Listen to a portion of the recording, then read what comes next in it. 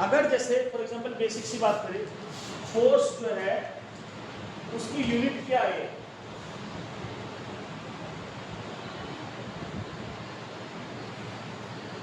Kilogram metre पर second square. अगर मैं किलोग्राम को रिप्लेस कर दूं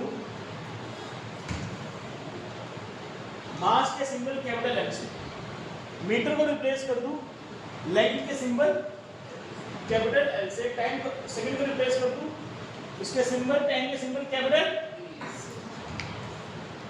और इसको स्क्वायर ब्रैकेट में रख दूं, इसको रख दूं स्क्वायर, तो ये जो बन जाता है इसको बोलते हैं डायमेंशनल इक्वेशन। क्या बोलते हैं?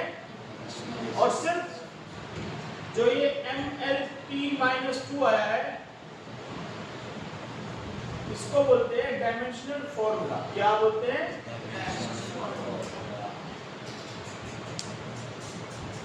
क्या होता है ध्यान से समझिए।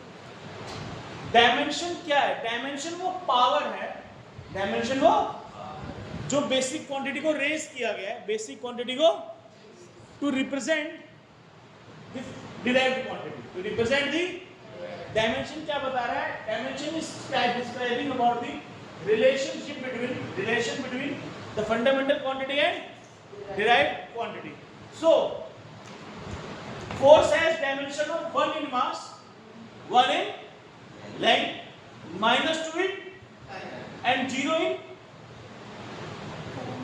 current, temperature, amount of substance and luminous intensity. ये फोर्स उन पर डिपेंड नहीं कर रहा। तो ये बताने के लिए कि किस तरीके से डिराइव्ड क्वांटिटी फंडामेंटल क्वांटिटी पर depend, we are using the concept of dimensions, and dimensions are the power of the basic quantity, power of the to which they are raised to represent fundamental derived quantity, to represent, है ना?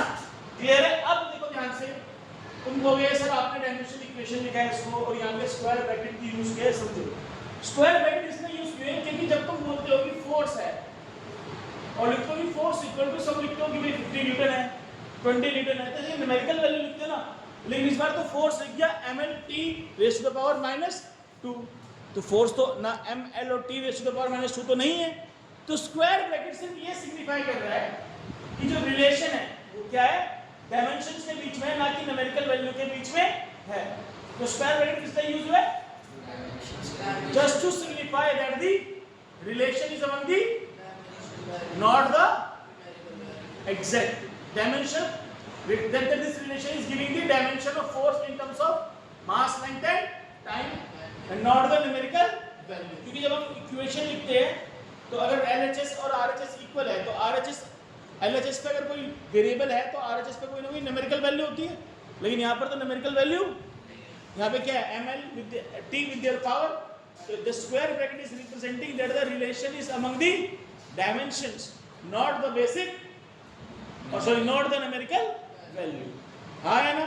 अच्छा, इस पूरे को force equal to MLT-2 लिखा हुआ है square bracket के साथ, इस पूरे को बोलते हैं डायमेंशनल इक्वेशन। क्या बोलते हैं? हाँ है ना? और इस को बोलते हैं, इस फॉर्मूले को बोलते हैं डायमेंशनल फॉर्मूला। क्या बोलते हैं? तो डायमेंशनल फॉर्मूला ऑफ फोर्स क्या है? MLT-2 ML, और अगर मैं फोर्स इक्वल टू ये लिखते तो ये क्या है? Dimensional equation, dimensional.